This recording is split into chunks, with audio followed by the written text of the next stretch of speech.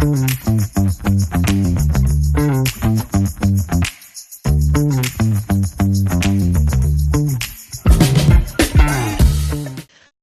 to the Hoxworth Unfiltered podcast, brought to you by Hoxworth Blood Center at the University of Cincinnati. I'm Ashley Smith, and today we'll be virtually talking with Dr. Alquist for a mashup of Ashley Asks HLA Today with Dr. A. We will get an update from Dr. Alquist, who has a new job in addition to her role at Hoxworth. We'll also be discussing platelet refractoriness, which Dr. Alquist will talk more about. And we will also discuss some stem cell donations and how Hoxworth is involved in that, not only here in Cincinnati, but around the world. So today we are joined by Dr. Alquist from afar. Hello, Dr. Alquist. How are you today? I'm good. It's good to see you calling in from New Orleans. Yes. So tell us a little bit about the change. You've been down there now for, I guess, a couple months at this point. Tell us what you're doing in New Orleans now. Absolutely. So while I miss my Hoxworth family immensely, I have maintained a relationship working to stay as the director of their transplantation immunology lab, which is their HLA lab. But down here in New Orleans, I had the opportunity to rejoin Ochsner, which was my previous employer, as the vice chair of the system. So Ochsner is a pretty large health system down here in the Gulf South, spanning over 46 hospitals and hundreds of urgent cares. So I'm down here kind of establishing a new practice, but I jump at the chance to contribute to Hoxworth Unfiltered because it's a great program and I'm excited to be involved. Yeah, we're excited to have you too. It's nice to mix it up, but is it nice weather down there, I assume? I don't want to rub it in, but it is beautiful 70 degrees and sunny. And your family is adapting well? Everybody loving it down there? My husband's from here, so he's taken off quickly with happiness. My children have assimilated very quickly. We're enjoying being back, but we miss Cincinnati as well. Yeah. So today we're going to talk about something kind of interesting, and it's a tongue twister. I'm going to try to say it. Platelet refractoriness. Correct. Okay, cool. So what is that, and how does it relate to Hoxworth? So platelet refractoriness is what happens when your platelet numbers don't increase like we expect them to do after you receive a platelet transfusion. So we know most people, when they receive a platelet transfusion in the hospital, we expect to see a jump of about 20,000 minimum in your platelet counts. That's 20,000 per microliter. If we don't see that, we start wondering what happened, what went wrong. So obviously Hoxworth is the number one and only provider really of platelets in the tri-state region or in the greater Cincinnati region. But sometimes those platelets don't work, and it's not the platelet exactly. It's a little bit of the platelet. So we have some amazing committed donors in the tri-state area who donate platelets faithfully every 2 weeks within our system, providing for those in our hospital system. But every once in a while, we get a patient who just doesn't respond correctly. So we begin a workup to look at what is causing the lack of response. And what's pretty cool is that Hoxworth does that workup. So we really follow through. Ultimately, we rule out a lot of immune causes. And one of the most common reasons you may not be responding to platelets adequately, if it's not a bleed, would be HLA antibodies, meaning that your immune system has found a way to recognize that platelets being transfused to you are foreign, and therefore your immune system is scooping them out of circulation as fast as it can identify them. So that is a test that's done by the transfusion or the transplantation immunology division here at Hoxworth. We run those HLA assays. And if we find that you do have these antibodies, which have to be pretty high in circulation to be able to get rid of these platelets as we transfuse them, we then contact Donor Services, who has this amazing list of local area donors who have been typed for HLA. So that also has been performed by our transplantation immunology division.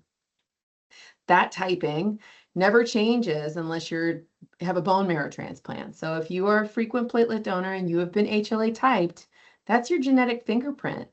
And we have a database. When we know that somebody's not responding to platelets, we'll try and find an HLA type that they don't have antibodies to, or that matches or is real similar to their HLA type. So we go through our great database, and that is when our amazing teams will reach out to those in the Cincinnati area and say, you are a match, and we really need you to come in and donate platelets. This takes an immense amount of coordination, not only the donor's time, commitment, and kind of a out of the blue phone call, Right. but the behind the scenes work to make sure that everything moves smoothly is amazing. It really highlights the phenomenal coordination and dedication of Hoxworth employees to make sure that those platelets are collected at any of our neighborhood donor centers, that they're tagged for the right recipient, that they make it back to us for expedited testing, shipping, and that we get them bedside as fast as we can. We always talk about the fact that, again, you mentioned it, they can donate every 2 weeks. I think it's up to 24 times a year. We'll put some of those facts up here. But it's a little bit of a longer process, but they only last 5 to 7 days. And we were in the lab recently, and we can also speed up the process of getting them released, right? So kind of take us through what happens in the lab with those platelets, because that is such a quick process. Sure. So platelets are the divas of the cell industry, okay? They have to be kept at hot tub temperatures, preferably rocking at all times. And that helps them breathe and stay alive. So 5 to 7 days, that's pretty quick. That's why we need so many committed platelet donors. We can't just stick them in the freezer or put them in a fridge and forget about them for 42 days like our red cells. Yeah. Ultimately, these platelets get to us, and because they love these hot tub temperatures with a gentle rocking motion, we have to make sure they're not growing bacteria. If you think about that kind of environment, a warm environment, Right. any bacteria could be a horrible thing to transfuse into our patients. So when they arrive here, we're going to be sampling them for bacterial testing. We're also going to be doing all sorts of the viral testing that we do for every blood donor before we issue that blood out into, the population. And we know that this is the best system and the quickest way to get it to people. But there is a new way that we do some of our platelet preparation, and that's pathogen reduction technology, PRT platelets. And that's essentially running the bag of platelets under what looks like almost a Xerox machine, a Xerox light. And the light bulb is going to inactivate any virus that's in there. So not only the viruses we test for, it could be a virus that we've never even heard of. It would have the ability to stop it in its tracks. So it's a really cool new technology. And some of our platelets undergo that treatment. Not all of them. It's still part of our inventory. But it's a way to kind of get those platelets out of here quicker. Additionally, we can release platelets a little earlier with bacterial detection. We can kind of shorten the intervals when we're really pressed for inventory, but usually we want to follow those normal processes and make sure that we test them for bacteria and viruses before we send them out to the patient. I guess also explain kind of back to the basics, what platelets are, what they're used for in transfusion. We often talk about cancer patients, so we know that's one use, but why? Why are platelets important for the patient? What do they do? Sure. So platelets are pretty cool because they're not the cell that grows in your bone marrow. The cell in your bone marrow is called a megakaryocyte. And mega, if you think of it big, it's this giant cell that is constantly blebbing off platelets. So that's why they have no nucleuses, because they're just pieces of the fingers of the megakaryocyte, essentially. And what they do, they are these cool little cell pieces that can plug holes, my little microvascular bleed holes. So that's what they're for. They stop bleeding by plugging tiny holes or by working together with other plasma components to make a clot or a scab. So they're pretty cool. They're like little tiny Lego blocks that are ready to plug teeny tiny holes and to make a big thrombus or a clot when they can glob onto, von Willebrand's factor and fibrinogen and all those things. But ultimately, we need them to make sure that we don't have microvascular bleeding and mucosal bleeding, which is when you see you're bleeding around your teeth when you brush your teeth. If you have very low platelets, you might see bleeding around the gums as your first sign. You also can have GI bleeding because that's a mucosal service, or even urinary tract bleeding. You might, in your bladder, you might start bleeding. You might notice blood in your urine.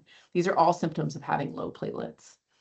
And the reason that we think of bone marrow transplant patients as the typical recipient of platelets is because when we replace your bone marrow with a donor's bone marrow, we've essentially eradicated all of your own cells. And so we have to support you until your machinery kicks back on and you start making your own red cells, white cells, and platelets. And platelets are one of the first cells to come back. So to start being produced like the donor, we're looking at 12 to 14 days typically where we're going to be seeing them crop up.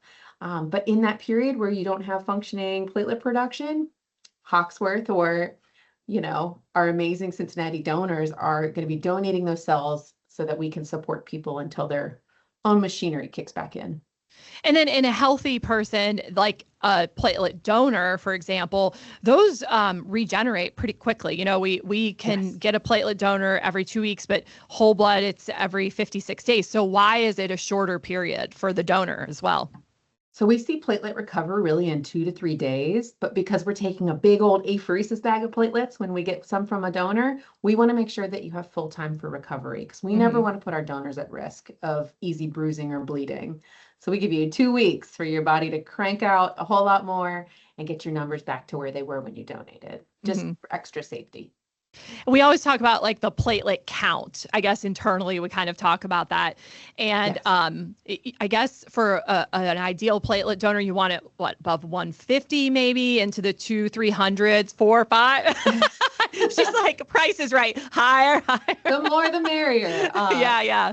Ultimately, it's interesting because your factory setting for your platelet count is genetically determined. We know that certain ethnicities, certain genders will have different platelet counts. And also there's a lot of factors. If you're iron deficient or not iron deficient, if you're iron deficient, sometimes your body will crank out platelets because it doesn't have iron to make red cells and it wants to keep going with something. So everybody's platelet counts are different, and it doesn't necessarily mean anything bad.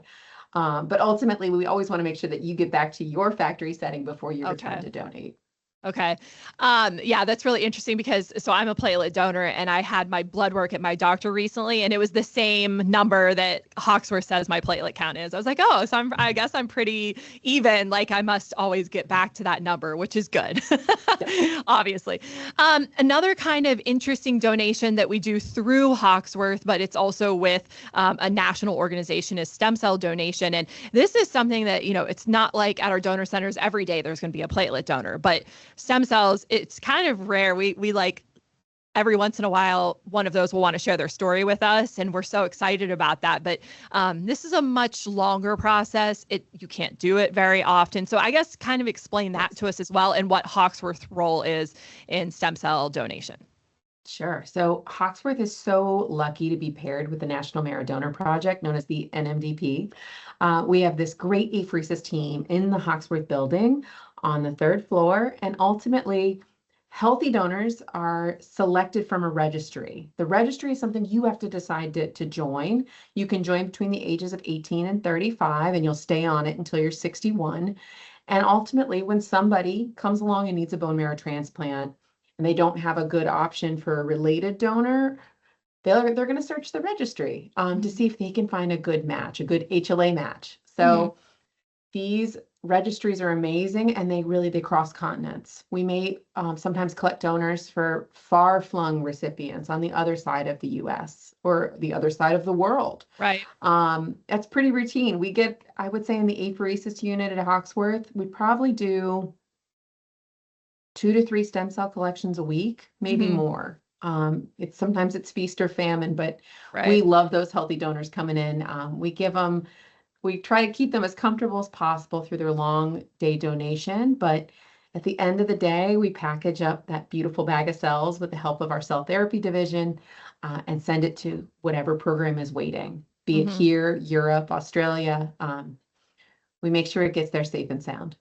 Yeah, I recently talked to a recipient who he got his stem cells from somebody in Germany, and it's my understanding that it's up to the recipient and donor, if they ever want to meet, like they both have to agree, and it has to be on down the road, whatever. But he's hoping someday he might be able to meet that person. But it's also different rules in different countries. So anyways, we always love those reunions, though. It's so cool to know that like these people saved each other's lives. So yeah, those stories are incredible. So how can people learn more about either, I guess, becoming a platelet donor or looking into stem cells as well?